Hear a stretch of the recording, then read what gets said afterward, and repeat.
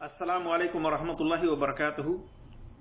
मेरे अजीज दोस्तों और भाइयों और मेरी इस्लामी ख़वातीन व हजरात, मैं अल्लाह तबारक व तआला की तौफीक से ये बताना चाहूँगा कि हजर असवद और रुकन यमानी और काबा के साथ चक्कर लगाने के क्या फ़ायदे हैं, उसकी क्या फजीलत बतलाई गई है।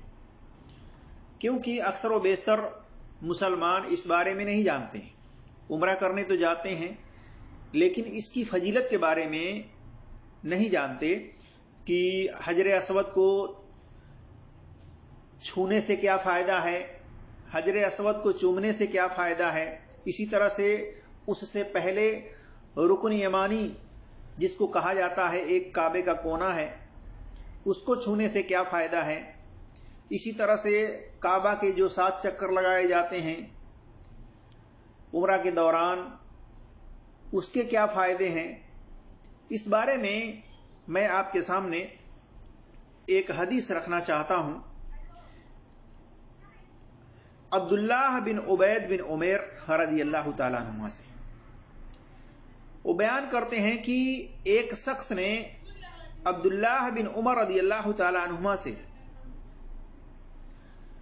कहा, अबू अब्दुर्रहमान, क्या बात है, मैं आपको सिर्फ उन्हीं दोनों रुकनों को, यानी रुकन यमानी जो हजर असवद से पहले पड़ता है, काबे का कोना, उसको रुकन यमानी कहते हैं, और हजर असवद जो काबा के एक कोने पर लगा हुआ है, जिसको चूमा जाता है, जिसको छुआ जाता है, वहीं से हर चक्कर की शुरुआत की जाती है और उसी पर आकर के वो चक्कर खत्म होता है। तो हजर असवद जो बड़ा सा पत्थर लगा हुआ है, उसको छूने से, उसको चूमने से, और उससे पहले जो कोना है जिसको रुकन यमानी कहा जाता है, अक्सर व बेशतर लोग वहां पर हाथ लगाते हैं, उसको छूते हैं।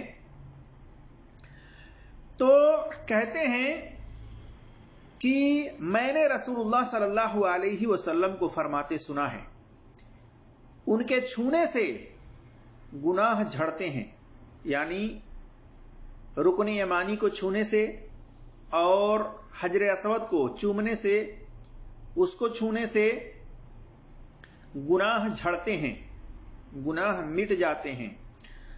और कहते हैं कि मैंने आपको ये फरमाते सुना, जिसने 7 बार तवाफ किया तो एक गुलाम आजाद करने के बराबर सवाब उसे मिलता है। तो आज के दौर में तो गुलाम है नहीं किसी के पास, लेकिन उसका अजर व सवाब बाकी है, बरकरार है। तो एक गुलाम आजाद करने का अजर व सवाब काबा का 7 चक्कर लगाने से मिलता है। मेरे अजीज दोस्तों और भाइयों, यह हदीस सुनन नसाई के अंदर हदीस नंबर 2922 है और मेरी तहकीक के मुताबिक इसकी सनद सही है, हसन है। और एक इल्लत के बारे में मैं खुलासा कर दूं कि इसके अंदर जो रावी हैं हम्माद बिन जैद, इन्होंने अता बिन साइब इख्तिलात रावी से, जिनका हाफिजा खराब हो गया था, उनसे इन्होंने रवायत बयान की है हाफिजा खराब होने से पहले।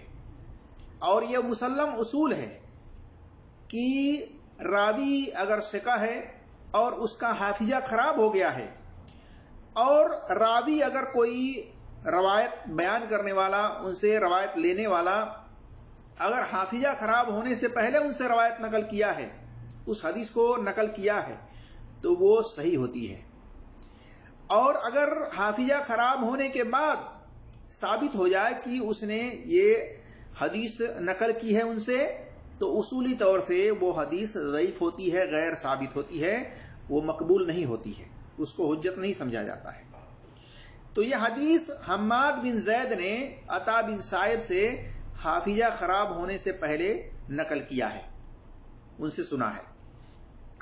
इस बारे में आप देख सकते हैं अहकामुल कुबरा जिल्द नंबर 2 सफ़ा नंबर 223 के अंदर इमाम अब्दुल हक ने इस बात को लिखा है। और इसी तरह से इमाम अबू दाऊद ने, जो कि मुतकद्दिमीन मुहद्दिसीन में से हैं, انہوں نے دیگر علماء کے قول کو نقل کیا ہے، اسی میں انہوں نے یہ بات بھی کہی ہے کہ عطا بن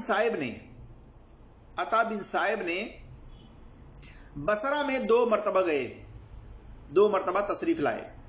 پہلی مرتبہ جن لوگوں نے ان سے سماع کیا، ان سے بات کو سنا، ان سے جو روایت جو حدیث تھی ان سے سنا، اس حدیث کو وہ کہتے ہیں کہ وہ صحیح ہے۔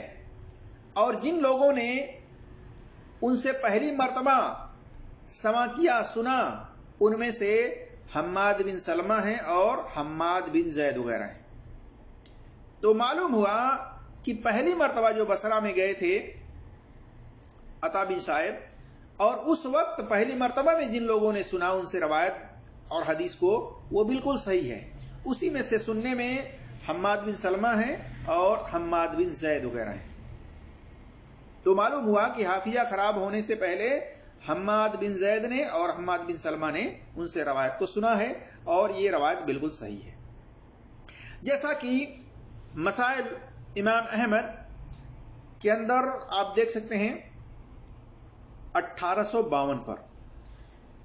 باقی یہ حدیث سنن ترمذی کے اندر بھی ہے، حدیث نمبر 959 ہے، لیکن اس کی سند ضعیف ہے، کیونکہ اس کے اندر جریر نے عطا بن صائب سے حافظہ خراب ہونے کے بعد نقل کیا ہے اس روایت کو، لہذا یہ شواہد میں تو کہہ سکتے ہیں کہ صحیح ہے، لیکن اس کی سند اس علت کے بنا پر ضعیف ہے۔ بہرحال یہ بات ثابت ہے کہ حج عمرہ کرنے والا کعبہ کے طواف کے دوران رکن یمانی اور حجر اسود کو چھوتا ہے یا بوسہ لیتا ہے، چومتا ہے، تو اس کا گناہ جھڑ جاتا ہے، اور کعبہ کا 7 چکر لگاتا ہے تو اسے ایک غلام آزاد کرنے کا اسے ثواب ملتا ہے۔ یہ اس کے فائدے ہیں میرے عزیز دوستوں اور بھائیوں۔ اللہ تبارک و تعالیٰ سے دعا ہے کہ اللہ تبارک و تعالیٰ ہم تمام مسلمانوں کو قرآن اور صحیح حدیث پر عمل کرنے کی توفیق عطا فرمائے، آمین یا رب العالمین۔ السلام علیکم ورحمۃ اللہ وبرکاتہ۔